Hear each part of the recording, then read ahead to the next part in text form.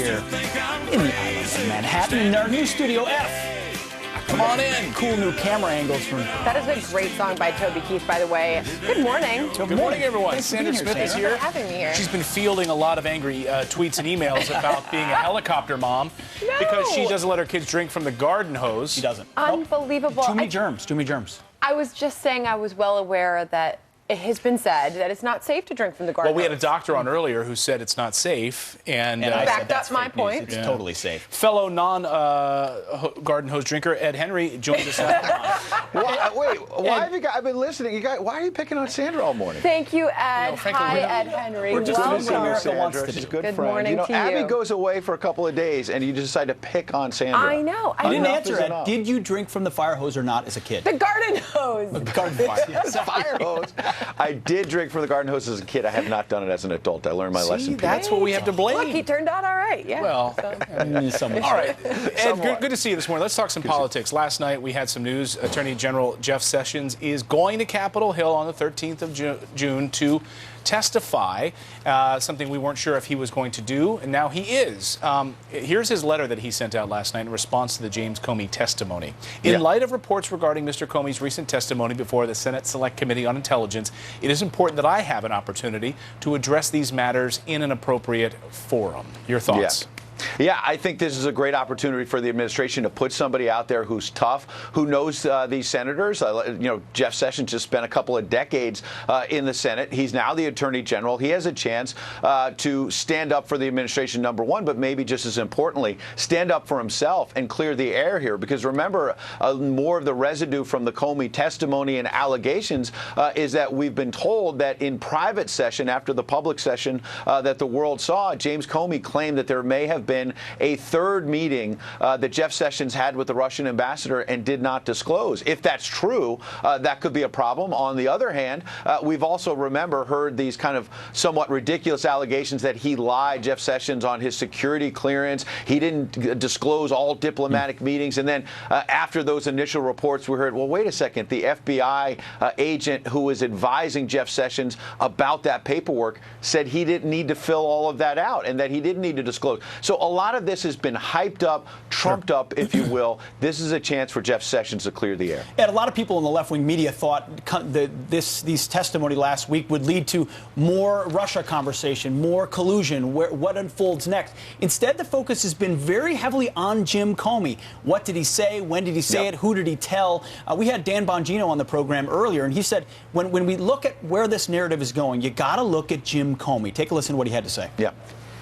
Jim Comey, who now we know, who testified under oath that he's the leaker, was uncomfortable giving information to Jeff Sessions. You're watching the lifetime political assassination of a good and decent man. And on a very serious note, this is a disgrace. This is really shameful what's happening to this guy. He is a good man, and they are lying about Jeff Sessions. Jim Comey is a trained political animal who will eat you alive. If anybody's going to get in the ring and go toe-to-toe with Jim Comey, it's going to be Donald Trump, and I think he's going to win on this one. Before we get you, President Trump up early this morning, echoing a lot of what Dan Bongino ended on. He said, swinging back at Comey, I believe the James Comey leaks will be far more prevalent than anyone ever thought possible. Totally illegal, very cowardly. So President Trump out smacking Jim Comey this morning. He is the president, and I've got a new angle for you this morning. I just went and pulled the transcript from May 3rd. This is when James Comey testified under oath before the Senate Judiciary Committee. And remember, you've been talking about this morning. That's when he said there's no interference from the Justice Department or the Trump administration, and he's been questioned on that. There is another part people have forgotten.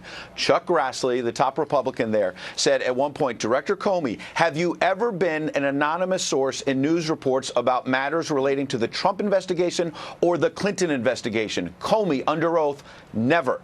Grassley, question 2, have you ever authorized someone else at the FBI to be an anonymous source in news reports about the Trump investigation or the Clinton investigation? Comey, no. And finally, Grassley, has any classified information relating to President Trump or his associates, I'm reading from the transcript, been declassified and shared with the media? James Comey, quote, Not to my knowledge. Ah, so slightly different answer there. Right. And my point is, think about the playbook James Comey gave us just a couple of days ago in the more recent testimony. He said, I went after the president by leaking information, but I didn't do it myself. I gave it to this professor, this third party. So when Chuck Grassley, that's more recent, I want to be clear. This is May 3rd when he was under oath. But do we really want to believe that that was the first time, just in the last few weeks, that James Comey used a third party? Yeah. Or did he do that before? And carefully answer this with Chuck Grassley. This needs to be looked at. And Ed, as you look at those leaks piling up and you look at the headlines coming from the New York Times as this was happening, something in common, the headlines themselves, obviously the leaker and the author, Michael Schmidt of the New York Times, all of these headlines that we're showing you.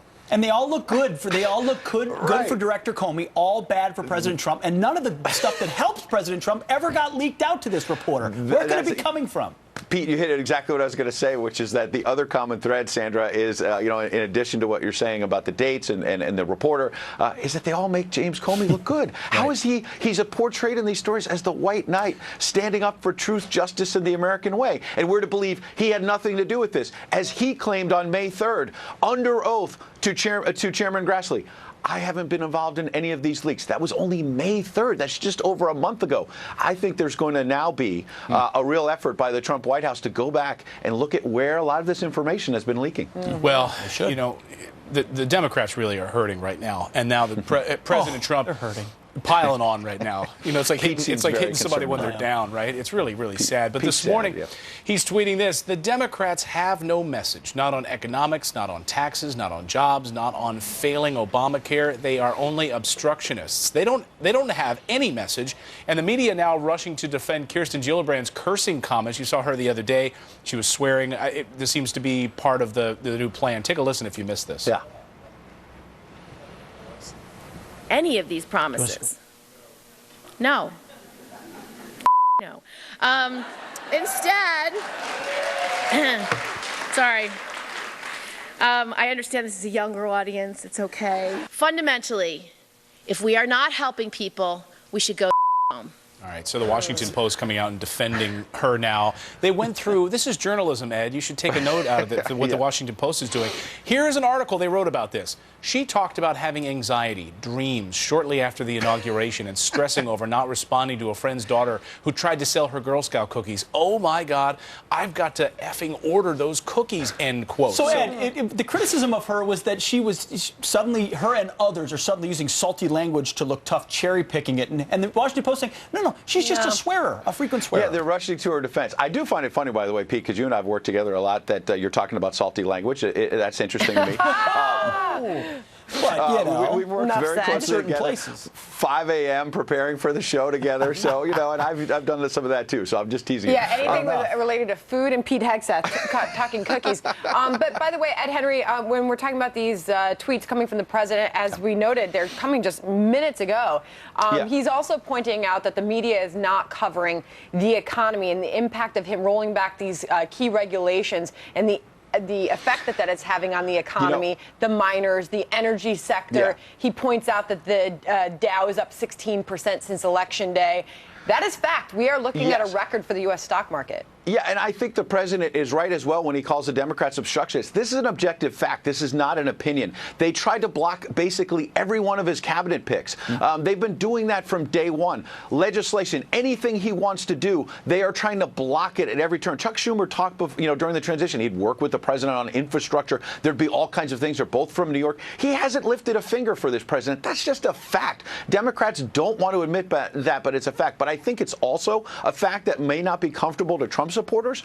But the president is right this morning that there's these great things that have happened. The media is not focused on it. He doesn't always focus on it as well. He doesn't always focus on jobs and health care. He gets into this mix with James Comey as a leaker and the attacks. And think about that news conference on Friday. Out of nowhere, the president says, I'll testify under oath to the special counsel. Yeah, his lawyers were probably like, why did you offer up to do that? He did not need to say that, and he created another news story. Well, he's ultimately saying, I just want to get the truth out there. I'm willing to fight back and no that's matter fine. what. If he wants to give the truth, great. No but he doesn't, as president, have to offer himself up to give testimony to the special counsel, who we all know is trying to find something bad. I mean, that's what special counsels are supposed to do. So you don't want to offer yourself up necessarily, especially at this stage, and it just pours gasoline on the fire. It does remain to be seen whether that will actually happen, right? I mean, Jeff Sessions will go out, and they still have to get to decide. But back to the Democrats for a second. Yeah. What do they, and you follow this very closely, in addition to just being obstructionists, what are they for?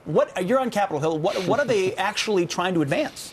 It's a great question. I mean, yeah, have they introduced things? Have they said they want to work? Let me give you an example, Obamacare. I've been on the air before saying the Democrats have no ideas on this. They wanted to do nothing. And I get all these tweets from people saying that's a lie. They've said they'll work with this president. They want to make Obamacare better. Okay, is there a piece of paper somewhere on Capitol Hill the Democrats say we want to make it better? Yeah, but realistically, Pete, have they done anything to lift a finger to help this president to make it better? No. And you know what? Obamacare continues to collapse. So Democrats can continue to say we're not going to help the president. They can continue to say they don't like the Republican version of repealing and replacing Obamacare. But the law passed by a Democratic president, you have insurance companies pulling out of exchanges. The thing is falling apart. Objective fact, not an opinion. And Democrats are doing nothing to make it better. Yeah. All right. Ed Henry, it is always good to see you. And thank you for coming to my defense with these guys. No, I needed go enjoy the Stop garden picking house. on her. We will. All right. Coming up, this will make you sick. A play depicting a President Trump character being assassinated. And it's funded by your tax dollars. Guy Benson, here to react next. Can't wait to hear what he has to say. And it's a marriage so nice, Janice Dean decided to say I do twice. The heartwarming ceremony that will leave you smiling.